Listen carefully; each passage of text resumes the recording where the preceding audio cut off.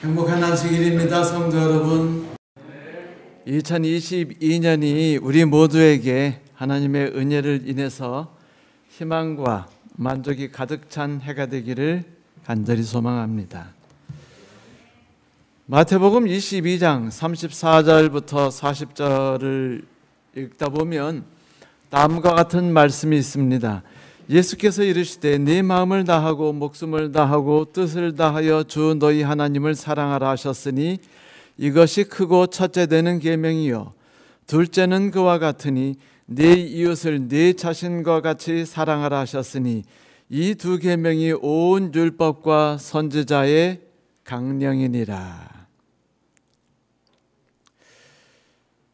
우리가 자주 말하고 혹은 자주 글을 통해서 만나게 되는 질문들을 보면은 대부분 이러한 것 같습니다. 돈 많이 벌려면 어떻게 해야지요? 맛있게 미역국을 먹으려면, 건강하게 살고 오래 살려면 무엇을 신경 써야 되나요? 목주름을 없애고 얼굴을 팽팽하게 하기 위해서는 무엇을 해야 합니까? 대부분 다 우리가 자주 알고 있듯이 내가 무언가를 얻기 위해서 무언가를 하는 것에 중점이 되어 있습니다. 이런 것들을 우리는 how to라고 말하는데, 지금도 TV와 책들에서 그리고 유튜브에서는 how to, 어떻게 하면 돈을 벌 수 있을까? 어떻게 하면 부자들의 삶을 이해할 수 있을까? 이런 식인 그런 우리의 관심을 끄는 것들이 가득히 넘쳐 흐르고 있어요. 사실 매력적이긴 합니다. 그런 질문들이. 문제는 이런 습관과 생각 속에 우리도 모르게 젖다 보면은 하늘에 가는 것도 무엇을 어떻게 하면 하늘에 들어갈 수 있을까? 이런 식으로 생각하게 되는 습성에 빠지게 된다는 것이죠. 오늘 우리가 읽는 말씀 속에서도 우리는 그 질문자를 통한 그런 심리를 엿볼 수 있어요. 예수께서 사두개 사람들의 말문을 막아버렸다는 이야기를 듣고 기분이 좋아서 바리새인들이 다 모이긴 했는데, 모였으면서도 그들이 한편으로는 예수께 덫을 놓기를 소망하지요. 그래서 한 율법교사가 율법을 통해서 예수를 넘어뜨리기 위해 율법에 대한 질문을 던지는데 그 질문이 참 해괴합니다. 예수님, 율법서 중에서 어느 계명이 가장 큰 계명입니까? 어느 계명이 가장 큰 계명입니까? 이 성경 말씀을 통한 이 질문을 이해하기 위해서는요, 배경을 우리가 살펴볼 필요가 있습니다. 율법이 유대인들에게 있어서 가장 큰 관심사가 되기 시작한 것은 에스라와 느헤미야 때부터예요. 바빌론과 아시리아에 의해서 유대가 이스라엘이 완전히 붕괴됐죠. 완전히 파괴된 뒤에 하나님의 섭리에 의해서 페르시아에 의해서 그들이 폐허가 된 고국에 돌아오게 됩니다. 그때 그들이 인식한 건 뭐냐면, 우리가 갖고 있는 왕의 힘으로, 우리가 갖고 있는 무기의 힘으로, 농산물의 힘으로 우리가 세상과 맞서 싸울 수 없다. 그렇다면 우리가 맞서 싸울 것이 무엇인가? 그건 율법이 아니겠는가? 하나님을 우리 편으로 만들 수 있는 것은 바로 율법이다. 그것이 우리의 남은 장점이고 강점이다. 좋아. 그러면 우리가 하나님을 잃지 않기 위해서 어떻게 해야 될까? 그래, 우리는 율법을 지킴으로 하나님을 기쁘게 하고 율법을 지킴으로 축복을 받게 될 것이다 라고 생각하게 됐어요. 그러면 율법이 뭐냐? 궁금해지지 않아요? 무엇이 우리가 지키고 보호해야 되고 관심을 가져야 되는 율법일까? 그래서 그들은 여기에 대해서도 관심을 가지기 시작했습니다. 그러던 중에 우리가 알고 있는 그 유명한 헬라의 안티오커스 에피파네스에 의해서 유대 나라가 또다시 초토화돼요. 그리고 성전이 조롱을 당하고 제사장들이 그들에 의해서 다 뒤바뀜 당하는 일이 일어납니다. 제사장의 혈통들이 사라지고 있었다는 소리죠. 그러자 이 이스라엘 사람들이 그래 이제 성전도 무너졌고 제사장도 무너졌고 이제 남은 것은 뭐밖에 없다? 율법밖에 없다라는 생각을 더하게 돼요. 그때부터 바리새인이라 부르는 율법학자들이 등장하고 유대 시민 사이에서 점점 세력을 얻게 됩니다. 그들은 혈통도 잃었고 타락한 기존 보수적인 세력들, 다시 말하면 제사장 세력과 사두개인 세력, 정치 세력들에 맞서서 싸우기로 결심해요. 거룩한 의로운 정신이죠. 그래서 그들은 보수적인 것 대신에 진보적인 것을 택했고, 그리고 모세 오경만이 아니라 성경을 통해서 율법이 무엇인지, 그것이 어떻게 우리를 구원해낼지를 연구하기 시작합니다. 율법을 보호하기 위해서 많이 애썼고, 율법을 알기 위해 많이 애썼고, 그리고 백성들에게 율법을 전달하기 위해 많이 애썼어요. 그리고 율법을 연구하다가 그들은 성경 안에 613개가 되는 율법을 다 찾아내요. 그리고 그것을 정리했어요. 그래서 그 중에 365개를 따로 빼고 또 나머지를 빼서 두 가지로 나누었죠. 이것이 바로 예수님이 이 땅에 계셨을 때 그들이 말하고 생각하고 있는 율법이 된 것입니다. 율법은 온 성경 안에 있는 하나님께서 인간에게 주신 규율과 교훈, 명령이었죠. 그런데 이대로 살면은 얼마나 좋겠습니까마는 우리가 잘 알다시피 사단, 곧 마귀가 이 땅에서 주인으로 횡행하는 동안에 우리 그리스도인을 포함한 모든 사람들이 건강한 정신과 마음과 뜻을 가지고 살아가는 게 쉬울까요? 힘들까요? 힘들죠. 바리새인 역시 그 어려움에서 피할 수 없었습니다. 그래서 예수님 당시에 탈무드 그 소타 22b에 보면은요, 하나님을 섬기는 바리새인들을 무려 7종류로 분리했어요. 몇 종류요? 7종류. 월, 화, 수, 목, 금, 토, 일처란 말이죠.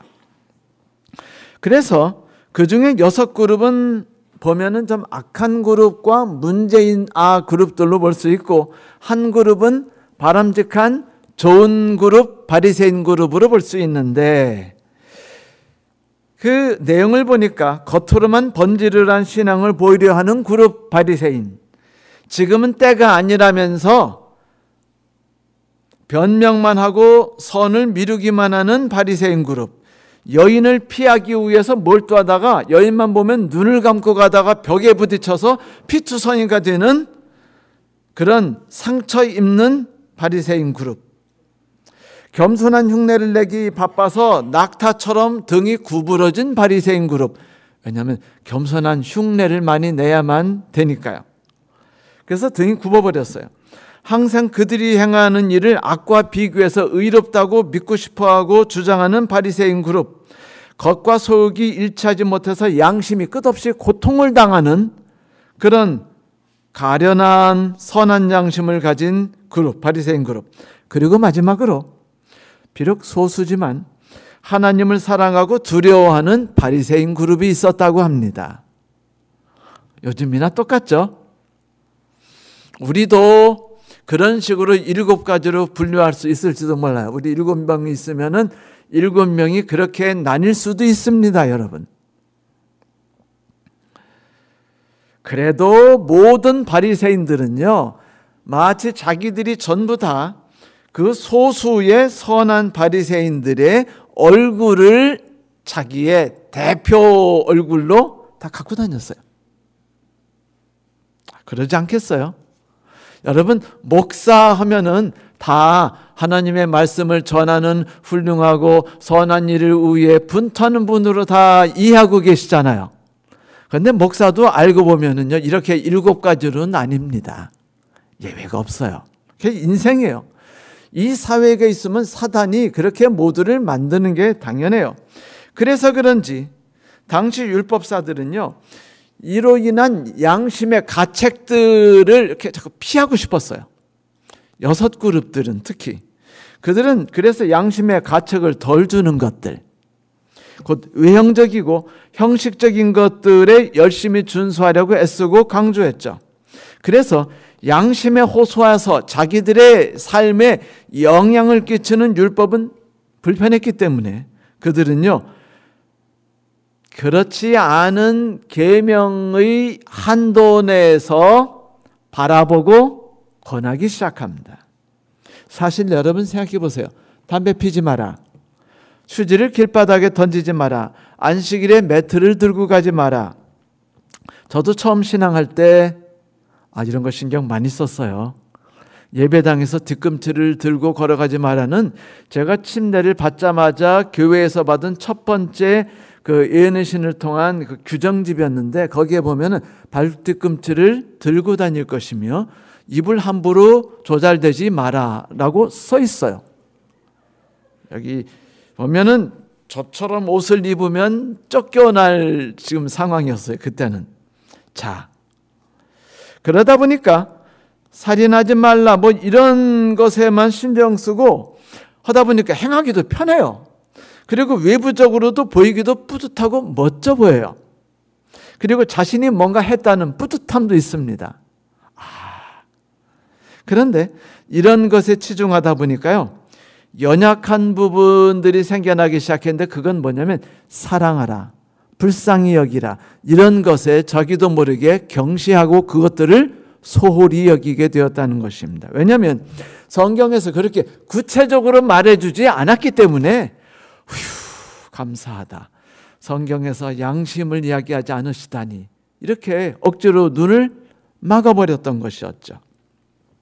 그래서 적극적인 행위, 감싸 안고 찾아가고 용서하고 이해주라는 것들보다는 이런 명령과 규율의 신정을 많이 썼던 거예요. 살인하지 마라, 간음하지 마라, 도적질하지 말라, 거짓 증거하지 말라, 탐내지 말라. 여러분, 얼마나 지키기 편하고 부담이 없어요. 혹시 우리 중에 이런 범죄 저지른 분 계신가요? 없잖아요. 그러니 우리는 다 하늘에 갈 수 있지 않을까요? 하나님 우리를 보호하지 않으실까요? 그들은 그렇게 생각한 거예요. 안식일을 기억하여 거룩히 지켰어요. 우상을 섬기지 않았습니다. 감히 하나님의 이름을 망령되어 있지 않기 위해서 말할 때 입을 가리기도 했어요. 그런데 그들이 과연 목숨을 다하고 진심으로 하나님을 사랑했을까요? 이거는 다른 질문입니다. 그래서 예수께서 가장 큰 계명이 뭐냐라는 그들의 덫에 대하여 응답하실 때 사랑이라고 대답하셔요. 바로 신명기와 레위기서에 나오는 이야기를 언급하셨죠. 두려움 때문에 예수를 배반하고 저주를 퍼부었던 베드로 기억나시죠? 그를 향한 예수님의 그 마지막 질문이 뭔지 기억나십니까? 베드로야, 이제 율법을 잘 지킬래? 거짓말하지 말고 저주하지 말고 라고 말했습니까? 아니에요. 요한의 아들 시몬아, 네가 나를 사랑하느냐? 그것이 바로 요한복음 21장 16절에 하나님께서 베드로를 만나서 첫 번째 질문하신 말씀이며, 그것이 바로 마지막에 질문하신 말씀이었어요. 느끼십니까? 문제가 많고 성격이 급하고 용서하려는 정신은 없으나 십계명은 열심히 다 지키고 했던 베드로였어요. 그러나 십계명 지키는 것과 손해 안 보려는 생각은 얽히지 않더라고요. 십계명을 지키는 것과 이기적인 생각과 지상에 대해서 마음을 두는 것은 얽히지가 않더라 이겁니다. 그래서 베드로는 자기가 선한 그리스도인이라고 생각했지만 결국 일이 부딪히자 문제가 생겼어요. 그때 하나님께서 베드로를 이끌기 위해서 하셨던 질문이 뭐였어요? 율법이 아니라 사랑이었습니다. 그것은 사실은 율법이었죠. 율법의 형식이 아니라 율법의 중심이었습니다. 베드로야, 이제 너는 계명을 온전히 준수하겠느냐? 라고 질문하지 않았다는 것. 네가 나를 사랑하느냐라고 질문했던 것이 오늘날 우리에게 하나님이 질문하시는 것이라는 것을 우리가 기억하게 되기를 간절히 바랍니다. 헨리 드러먼드는요, 이 세상에서 가장 위대한 것이라는 제목의 책을 썼는데 그것은요, 하나님의 우리에 대한 사랑에 대한 이야기였죠. 저 역시 사랑은 우리 모든 인류가 이 세상에서 살아가는데 가장 필요하고도 가장 중요한 에센스라고 믿습니다. 사랑은 그 어떤 일을 가능하게 하고 어떤 불가능한 것과 어려운 것들을 극복하게 하는 놀라운 생명력과 강한 힘이 있죠. 미국에서 있었던 이야기입니다. 어느 병원에서 한 산모가 쌍둥이를 조산으로 낳았어요. 그래서 두 아이를 인큐베이터에게 넣었는데 쌍둥이 동생이 심장이 안 좋아서 숨이 고르지 못했어요. 그래서 점점 죽어가고 있자 의사들이 고민에 빠졌습니다. 그런데 어느 간호사가 선생님, 이왕 며칠 있으면 죽을 아이인데 마지막인데 형하고 같이 눕게 해주면 안 되겠어요? 아, 그것은 의료법에 어긋나는데요. 하지만 죽을 아이 아닙니까? 불쌍하지도 않나요? 그래서 쌍둥이 형을 동생과 같이 눕혀줬어요. 그랬더니 쌍둥이 형이 이 아기가 아무것도 모르는 아이가 손을 뻗어서 동생의 목을 감아주었습니다. 그런데 기적이 일어나는데 하루가 지나서 동생이요 정상적으로 회복이 되기 시작한 것이었습니다. 성도 여러분, 하나님의 우리를 향하신 사랑의 힘이라는 게 바로 그것이 아니겠어요?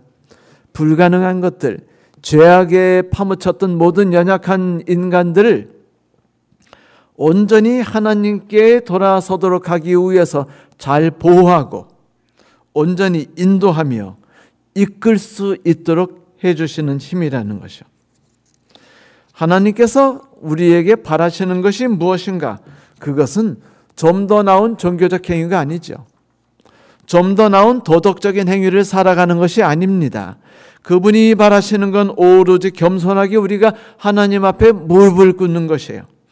그분 앞에 있는 것이 기쁨이 되는 마음을 갖는 것입니다. 그분과 함께하는 것이 하나님과 우리가 피차간에 즐거움이 되는 삶이에요. 그것이 그분이 바라는 삶일 뿐이에요. 이것이 첫째 되는 계명입니다. 그 사랑이 계명의 중심이고 특히 계명을 움직이는 힘이 있기에 예수께서는 이들이 억지로 무시하고 있는 그것이 무엇인가를 설명해 주려 했던 것이에요. 사랑입니다. 참된 종교란 사랑이란 적극적 행위를 몸 안에서 생활화하는 것이에요. 사랑이라는 것이 중요하다는 걸 깨닫게 하는 것이 가치가 있는 것이 아니라 그것을 생활화하도록 만드는 것이 필요한데 성경은 깨닫도록 하는 힘이 있는 것이 아니라 생활화할 수 있도록 돕는 능력을 갖고 있습니다. 사랑의 무엇인지를 알려주는 것, 가치를 깨닫게 하는 것이 중요한 것보다는 그것을 경험함을 통해서 가치를 맛보는 것이 중요하다는 것이죠. 그러므로 이스라엘 사람들의 특징처럼 십계명의 모든 정신도 행함이에요. 행동 속에서 얻어지는 것이며 행동 속에서 누리는 것이죠.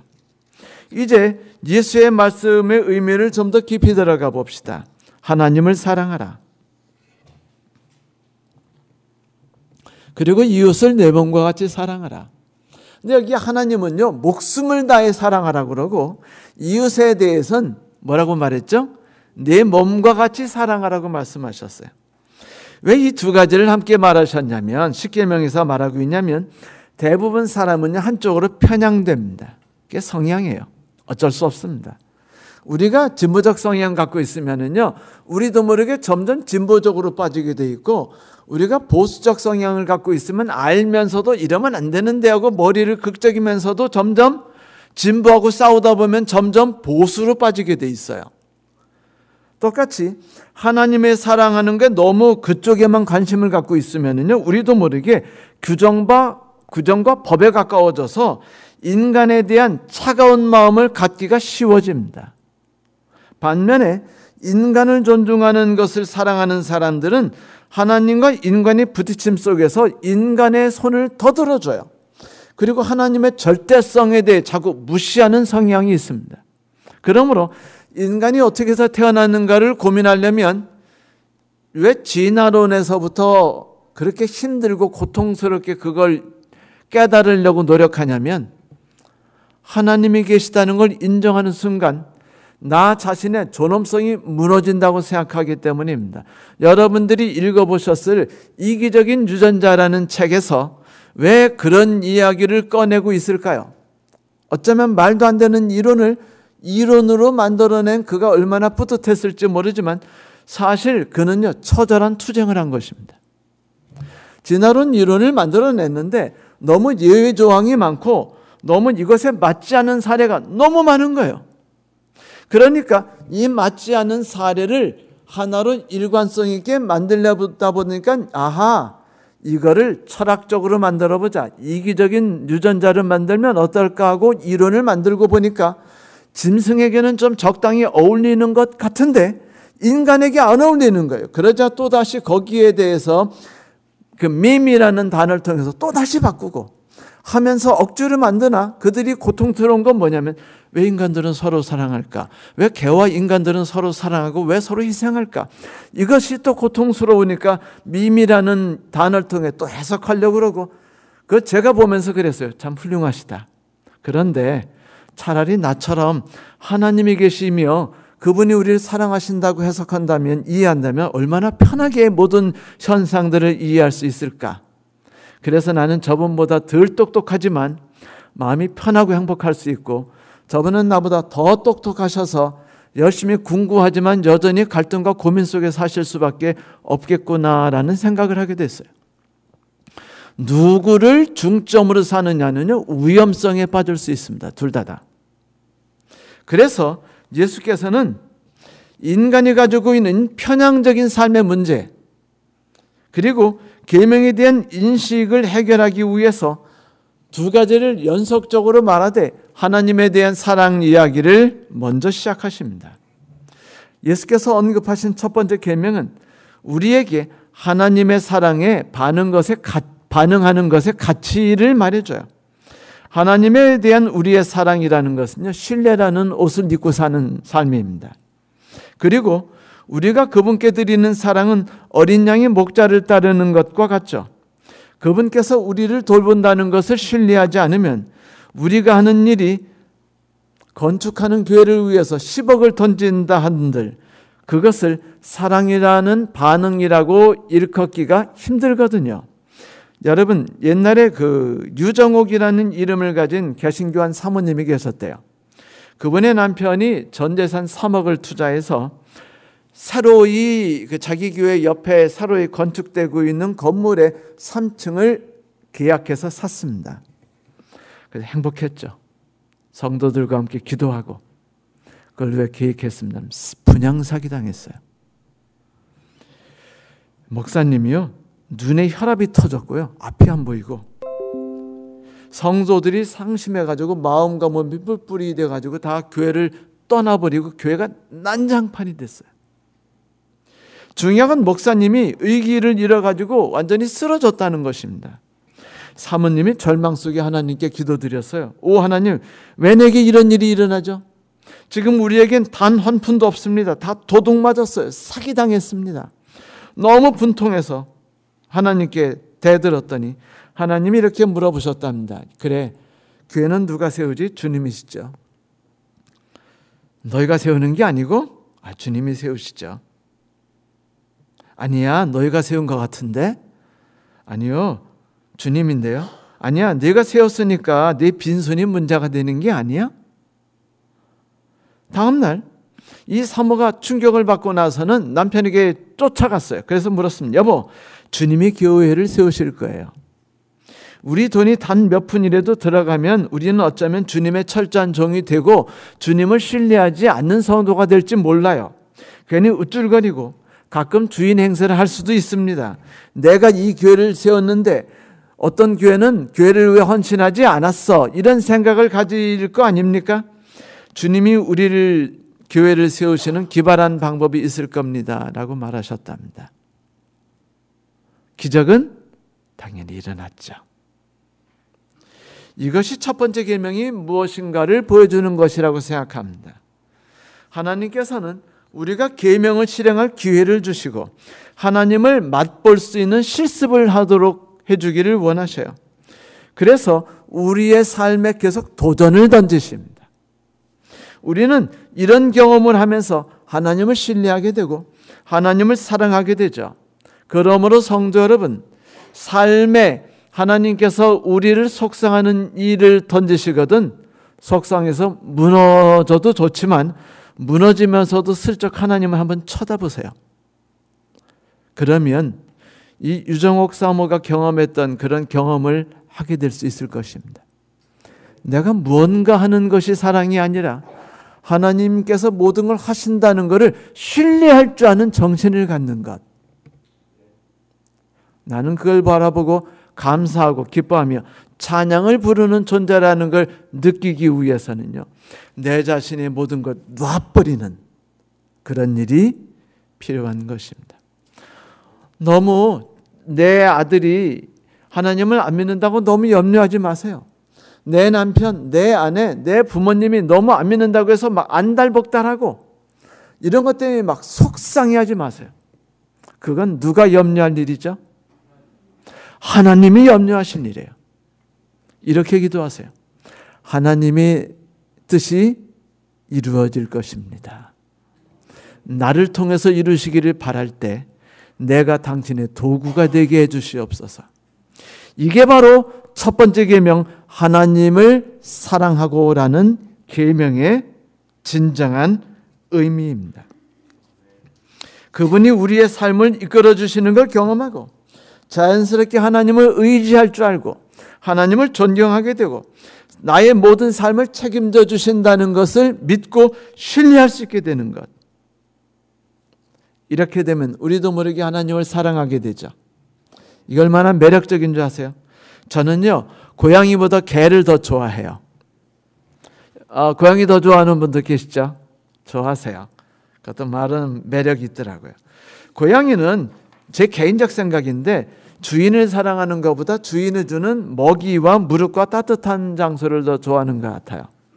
그래서 주인이 죽으면은요, 고양이들은요, 그 집을 튀어나갑니다. 신경 안 써요. 주인이 죽었다고 애도하지 않습니다. 근데 개는 주인 자체를 좋아하게 만들어져 있어요. 개는 사랑에 반응하는 동물입니다. 그래서 사랑하는 일을 위해서 희생도 아낌없이 해요. 그게 개의 특징이에요. 고양이는 희생하지 않습니다. 하지만 개는 희생해요. 물론 고양이도 사랑받을 조건이 있어요. 첫째, 털이 너무 부드러워요. 야옹할 때 느껴지는 앙칼지면서 섹시한 목소리도 좋고 그르렁거릴 때 부드러운 목소리가요, 마음을 녹이기도 합니다. 그래서 힘이 넘치면 고양이 키우고 금붕어나 고슴도치나 고양이도 그런 거 다 키울 마음이 있습니다만 하나를 선택해야 될 힘밖에 없으면 저는요, 내가 주는 사랑과 내가 주는 눈동자를 마주치기 위해 애쓰는 제 이 집 유딩이를 선택도 할 겁니다. 오늘 아침도 일어나니까 물끄러미 제 머리맡에서 저를 쳐다보고 있더라고요. 어떻게 안 사랑하겠어요, 여러분? 그런 놈을. 그런데 예수께서는요, 우리에게 하나님을 사랑할 때 마음과 몸과 온 뜻을 다해서, 마가복음에는 힘을 다해서 주를 사랑하라고 말씀하셨습니다. 그 사랑에는 전력을 다해야 된다는 거예요. 이유가 뭘까요? 만약 우리가 그렇게 하지 않는다면 우리의 하나님에 대한 사랑이 성장하기도 제대로 못한 채 잡아먹히기 때문입니다. 여러분 기억나시죠? 길가에 뿌린 씨앗들, 가시덤불에 뿌려진 씨앗들, 돌짝밭에 뿌려진 씨앗처럼 목숨을 걸지 않으면 금방 잡아먹히거나 말라 죽는 것이 사랑입니다. 그래서 여러분 마태복음 6장 24절에도 말하잖아요. 아무도 두 주인을 섬길 수 없나니 한 주인을 미워하고 다른 주인을 사랑하거나 한 주인을 떠받들고 다른 주인을 업신여길 것이니라. 너희가 하나님과 재물을 겸하여 섬길 수 없느니라. 남자야 그렇게 말해요. 나는 아내를 사랑하면서 바람필 수 있지요. 근데 여자들은요, 나는 아내를 사랑하다가, 남편을 사랑하다가 다른 남자를 사랑하게 되면 남편을 미워하게 됩니다라고 말할 수 있어요. 이게 진정한 삶의 방법이죠. 둘을 다 사랑한다는 거는요, 그건 허세예요. 진정할 수 없습니다. 똑같아요. 우리가 이 세상에서 더 나은 삶을 갖기 위해서 추구하거나 세상에 의지하면서 살아가다 보면은 우리도 모르게 세상을 바라보다가 두려움 속에서든 열망 속에서든 세상을 바라보다가 하나님을 의지하거나 하나님을 바라보는 것에 시간이나 관심이나 방향을 빼앗길 수밖에 없다는 겁니다. 눈이 한순간에 여러 개를 보기 어렵잖아요. 물론 여인들은 잘하더라고요. 텔레비를 보면서 책을 보면서 뜨개질을 하는 것. 저는 못합니다. 하나만 해야 돼요. 근데 예수께서는요, 하나만 해도 괜찮대요. 하나만 잘하죠, 사실. 여러분, 그래요. 하나님에 대한 사랑은요, 처절해야 됩니다. 전력을 다해야 돼요. 그렇지 않으면 그 사랑이 꽃을 피우거나 열매를 맺고 온전히 그 땅 안에 박혀서 자라기 전에 말라 죽어버립니다. 그것이 우리를 안락하게 하고 다른 사람 앞에 우리의 얼굴을 빛나게 하고 미래에 대해서 안심하게 해준다고 믿는 순간 우리는 하나님에 대한 우리의 눈길을 에서 조금씩 관심을 거두게 되는 법이에요. 사랑하는 성도 여러분, 그러므로 예수께서 마음과 뜻과 힘을 다해서 주를 하나님을 사랑해라 라고 말한 것은 우리에게 매우 중요한 말씀이에요. 그러므로 저는 이 말씀이 우리 모든 성도들에게 매일 아침과 점심과 저녁에 우리의 마음을 지배할 수 있게 되기를 소망합니다.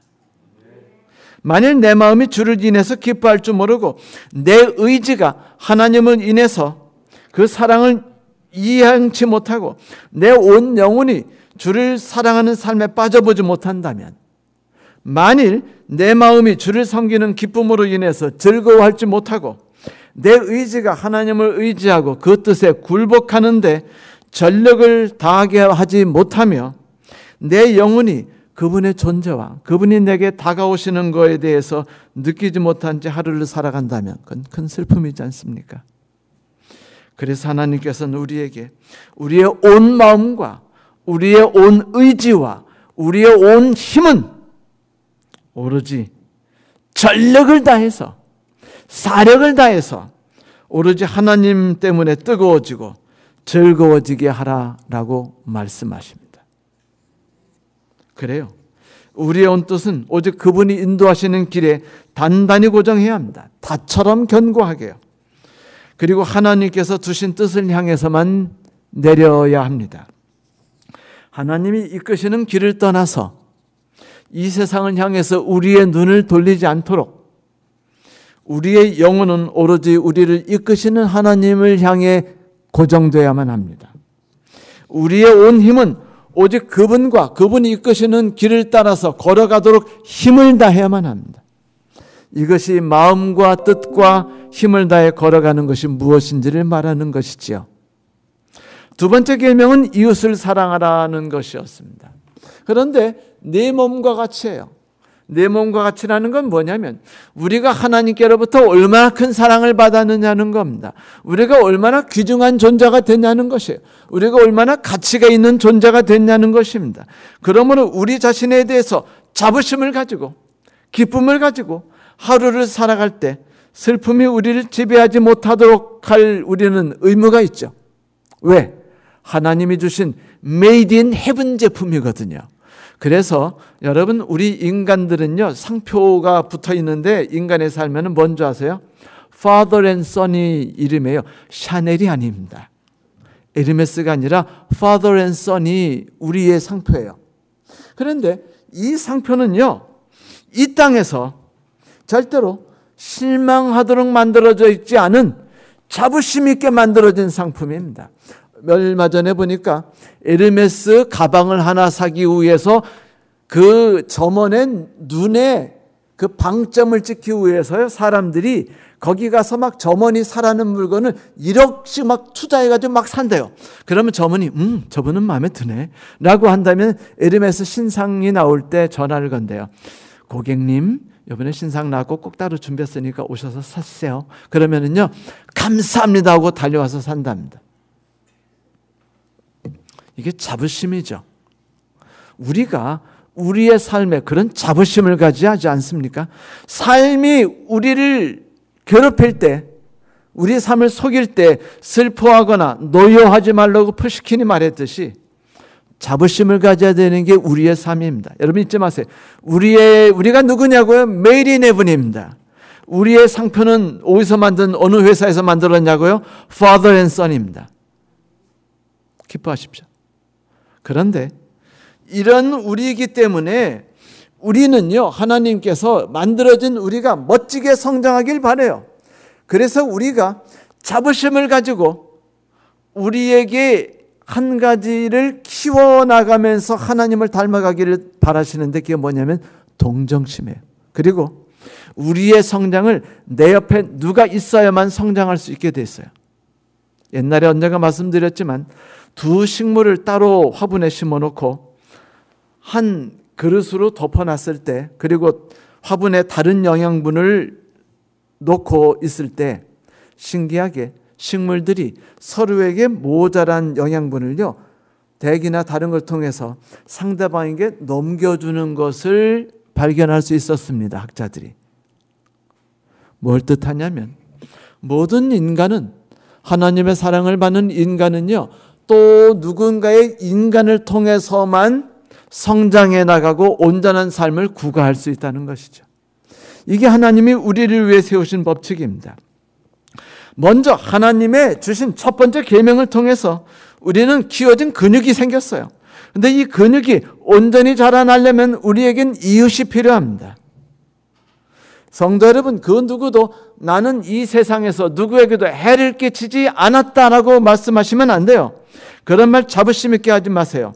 왜냐하면 우리는요, 우리가 그런 말을 할 수 있을지언정 내가 그 모든 사람을 진정으로 사랑했다라는 말은 못하지 않아요? 그렇지 않습니까? 내가 누군가를 진정으로 사랑하고 이해하고 불쌍히 여기면 용서하지 않았다라고 말할 수 없다면은요, 둘째 계명을 지켰다라고 말할 수 없어요.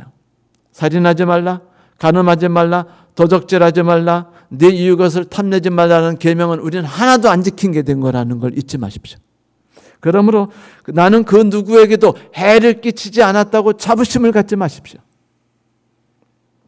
그런데 감사하게도 하나님께서 우리의 삶의 용기와 이 험한 지구상에서, 험한 세파 속에서 우위를 함께 얻고 주고 받으면서 하나님 안에서 살아가는 것이 마치 양떼들이 앞이 안 보이니까 오직 귀를 곤두세우고 다른 양떼들과 몸을 부딪히면서 목자를 따라가는 것처럼 그렇게 이 세상을 살아가기를 소망하셨기 때문에 우리가 이 세상에서 그렇게 살아가기를 명령하셨어요. 그런데 중요한 게 뭐냐면, 나를 좋아하는 사람은 나 사랑합니다. 제 설교 좋다는 분들은요, 전 다 그분들을 위해 따블로 기도해요.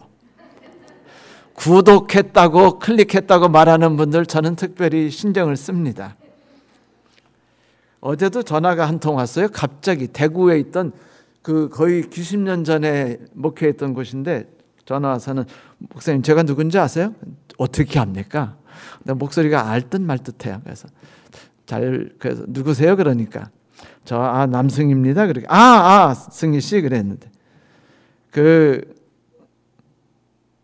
교회 안에 그 다른 분이 있는데 이정선이라는 분인데 그 분이 제 설교 유튜브를 알려줬대요. 그래서 자기가 오랜만에 제 설교를 들으면서 행복해가지고 자주 듣게 됐다고, 이제 그러면서 이제 제게 전화를 했더라고요. 새해가 다가오니까. 저 그날 당장 정선 씨에게 카톡을 날렸습니다. 사랑한다, 고맙다, 새해 행복하게 지내고 2022년 만빵 대박 복 받아라. 그래요. 이렇게 사람은 서로 위로를 주고 위로를 나누고 슬픔을 주고 슬픔을 나누면서 함께 살아가도록 만들어져 있습니다. 그게 인간이에요. 왜냐하면 이 지구가 너무 험한 땅이기 때문입니다. 우리가 홀로 살아가기는 너무 척박하고 거친 땅이기 때문이에요. 원수를 사랑하는 건 좀 힘들죠. 그건 별개 얘기예요. 안 그래요? 하지만 예수님이 우리에게 원수가 없다고 하진 않으셨어요. 그죠? 그러니까 원수를 사랑하라고 말씀하셨죠. 그런데 원수를 사랑하는 건 힘들어요. 그런데 원수를 사랑하는 것이 없으면은요, 우리 인간이 사랑이란 글 속에 온전히 채워질 수 없는 것도 있어요. 이게 슬픔입니다. 사실은 억울하기도 하지만. 우리를 괴롭히는 사람 없이 우리의 아름다운 인간이 하나님 앞에서 충만해지고 온전해질 수 없다는 건 괴로움이면서 감사함이라는 거 잊지 마십시오. 기억하세요. 아무리 힘들더라도 나를 힘들게 하거나 나를 불편하게 하거나 나를 고통스럽게 사는 사람들을 통해서 우리는요, 이해하고 용서하고 받아주는 것이 무엇인지를 배우고 그걸 통해서 하나님께 도움을 요청하고요, 하나님께 간절히 도움을 요청하기 때문에 우리는 하나님으로부터 거기에 많은 힘을 얻어요. 때를 따라 돕는 은혜가 무엇인지를 경험하기를 원하십니까? 원수가 있으면 자연스럽게 경험하게 됩니다. 때를 따라 도움을 얻는 것은요, 원수 때문에 고통스러워하며 하나님하고 부르짖을 때 흘러오게 돼 있거든요. 여러분, 멋진 이론이죠. 하지만 지키기 힘들어요. 그래도 실행해 보세요. 어떤 초등학교 벽면에 이런 글이 있었어요. 들은 것은 잊어버리고 본 것은 기억하는데 내가 행한 것은 이해가 된다. 그래서 십계명은요, 행하는 법입니다. 성도 여러분, 사랑하는 법을 배우지 않고 부모를 존경할 수 있을까요? 온 마음을 다해 사랑하기에 아내를 배신하지 않을 수 있는 것이 아니겠습니까? 사랑하게 됐으니까 이웃이 잘 되는 것에 대해 시기심을 갖지 않을 수 있는 것이 아니겠어요? 그러므로 우리는 사랑을 먼저 받는 것부터 배우고 그걸 만끽한 다음에 누군가를 사랑하는 것을 시행하는 것을 매일매일 행해야 됩니다. 그때서야 우리는 진정으로 율법을 행하는 것이 무엇인지를 알게 되는 것이죠. 성도 여러분, 매일 하나님께 나오세요. 교회 나오세요. 그래서 사랑을 받는 것이 무엇인지, 사랑을 느끼는 건지 뭔지 배우세요. 교회 나와서 하나님의 사랑의 이야기를 들으세요. 그리고 용기가 충만해져서 저 험한 벌판으로 나가시란 말입니다. 거기 거친들을 정성껏 갈아엎으세요. 그리고 거기다 씨앗을 심고 힘을 다해서 식물에 물을 주고 돋우세요. 그러면 그 거친 밭이 뿌려진 나라는 씨앗이 향기를 바르는 아름다운 열매를 맺으며 자라게 될 것입니다. 거친 밭은 나로 인해서 사과나무 밭이라는 이름을 받게 되고 나는 거친 들 때문에 사과나무라는 아름다운 것을 이름을 받게 되겠죠. 이게 하나님이 우리에게 주신 선물입니다. 사랑하는 여러분, 하나님이 기회를 주실 때 기회를 놓치지 마세요. 하나님이 우리를 사랑하도록 이끄실 때 사랑하십시오. 십계명이 뭡니까? 그건 이론 과목이 아니라 실습 과목입니다. 그것은 우리에게 하나님의 사랑을 경험하고 우리의 사랑을 키워주는 축복의 도구로 이 땅에 서 있는 것이에요.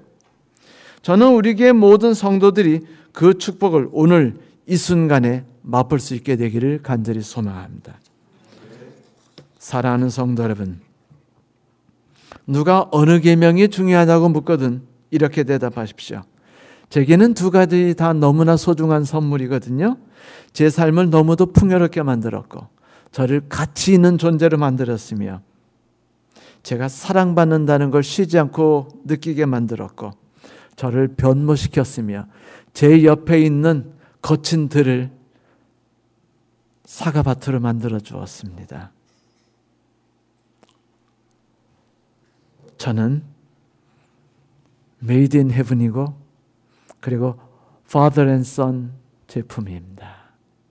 감사합니다. 말씀 마치겠습니다.